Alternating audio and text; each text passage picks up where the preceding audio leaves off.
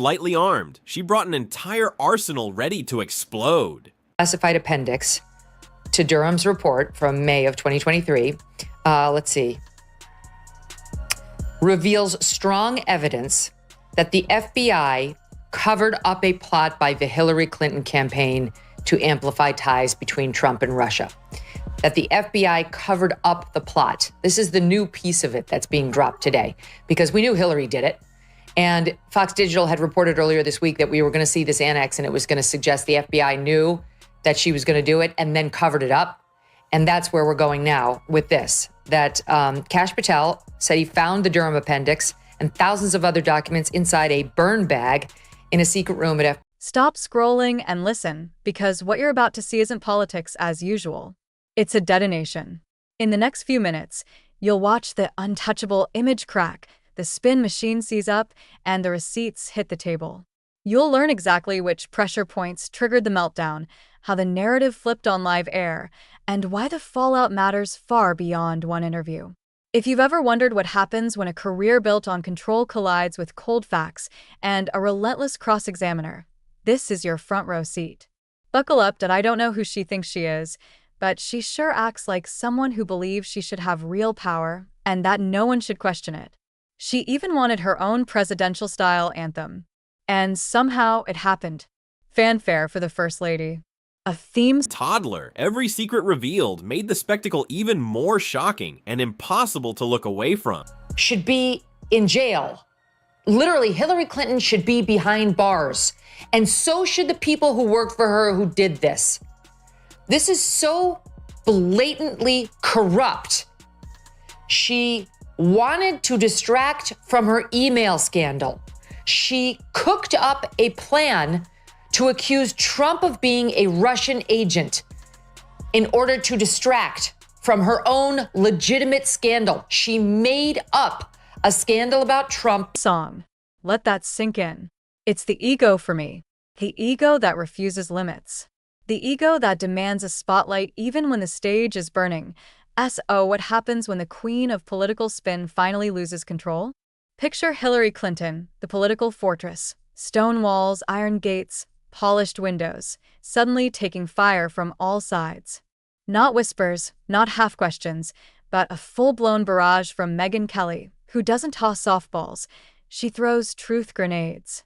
Skeletons don't just tumble out. They get launched. Secrets fly. Tempers pop. Egos collide at highway speed.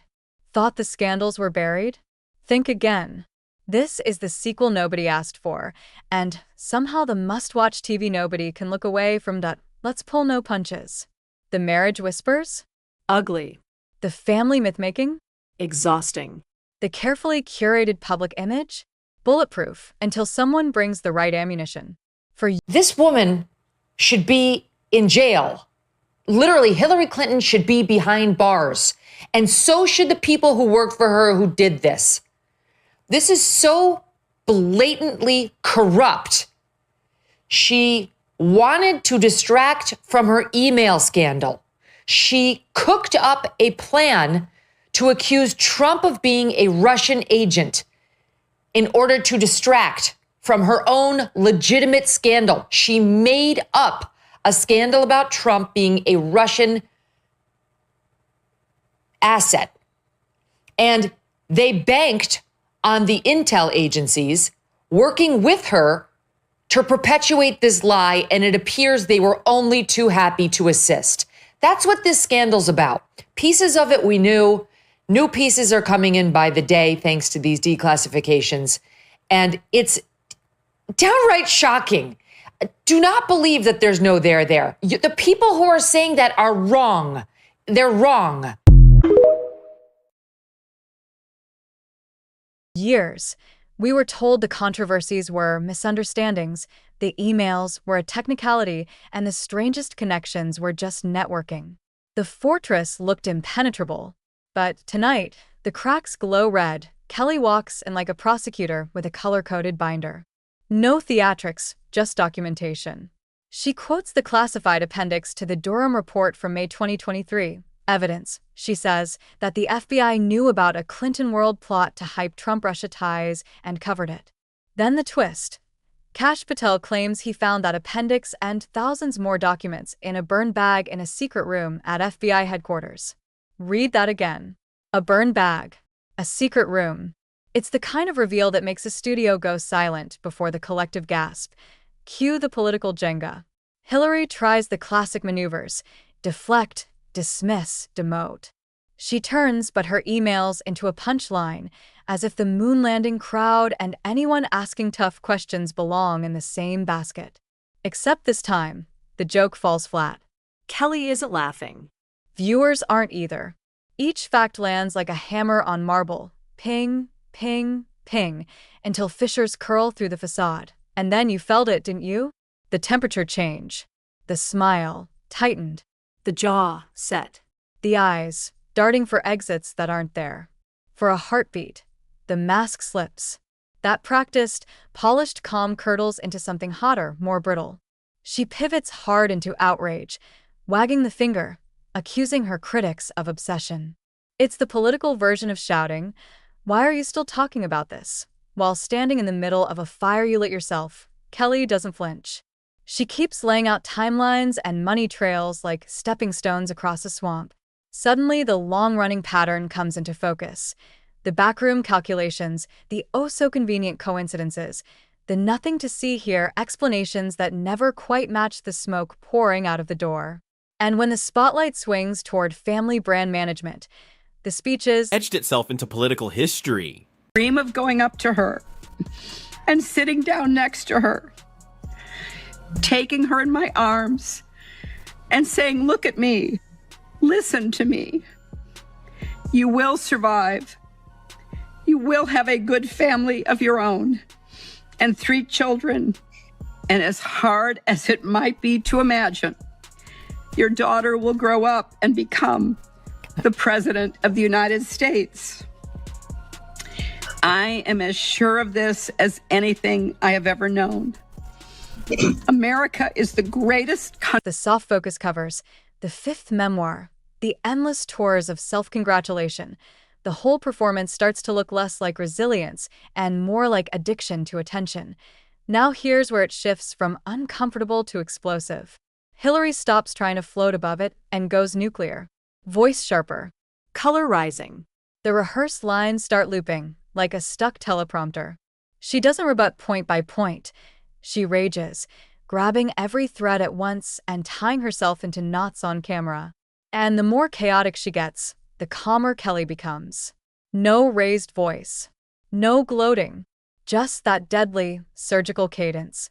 Here's the claim. Here's the document. Here's the timeline. Here's the contradiction. Boom. Boom. Boom. Social media smells blood. Clips fly. Memes hatch in seconds. The unflappable operator becomes the malfunctioning machine, sparks flying under hot lights. Late-night monologues write themselves. The same Knees during a funeral. Okay, I raised Chelsea Clinton because her mother, Hillary, for some reason, thought it would be moving, a good idea, a good PR move, for her to, on camera, read the acceptance speech she was going to give in 2016, the night she never was able to let down the balloons and the fireworks. And it's part of a masterclass, I guess, educational video on the topic of resilience. And here is public that's been told for years to accept the myth finally gets the behind-the-scenes reel. The awkward laughs, the strained smiles, the eye rolls, the obvious frustration of a power player who can't steer the narrative anymore. And let's talk about the optics. The glossy book cover, the soft lens, the something lost, something gained framing. The chin-high certainty that the loss was everyone else's fault, the small minds, the conspiracy nuts, the unfair press, the voters who didn't understand. You can almost hear the retoucher's tablet humming, but you can't Photoshop a blow-up. Not when it's happening in real time, mic'd up, high definition, broadcast to millions. If she had kept her cool, this might have been a tough interview that fades. But she didn't. She took every bait, chased every lasered, and turned one Ghosts that refuse to stay buried. Is it over? Is she done? I'm so I uncomfortable. don't know about you, but that speech makes me, I relive that same night that Trump got elected, man. It makes me feel so good when I hear that. I'm, the kids say cringe. It's very cringy, the whole thing.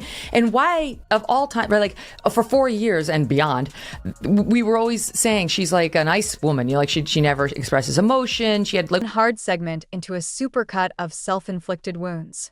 When Kelly tied it all together, a pattern, not isolated episodes, the defense collapsed.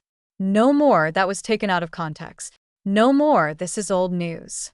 Not when the receipts stack into a single, brutal picture, a long romance with power, a habit of stepping on anyone in the way, and a reflex to deny, deflect, and deride until the clock runs out. Meanwhile, the bigger bomb ticks louder. Allegations about intel agencies enabling a fake narrative to bury a real scandal. Declassifications dribble out. New fragments surface moments before air. And the message grows teeth. Do not swallow the "know they're there" line just because you're tired.